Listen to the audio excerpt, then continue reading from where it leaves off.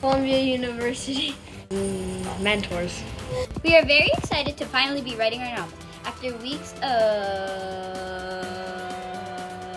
learning about characters, conflict, and mapping out our plot, we are actually writing it in Google Docs. These Google Docs are located in the folders that bear our names. Very dramatic. We would love it if you read our text and provided some feedback. In the past, mentors look at our stories a couple of times a week. We feel like once a week would be sufficient.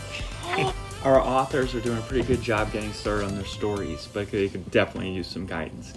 At this stage in the game, they should have been writing their setup and maybe touched on the inciting incident, but in the setup, one of the things that we could use some commenting on is, are they getting across the topic of their story?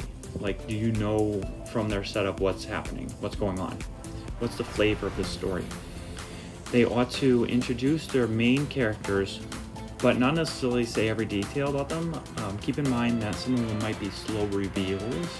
Thank you very much for taking the time to look at our text. We really appreciate it, and we can't wait to hear from you and hear what you have to say about our writing.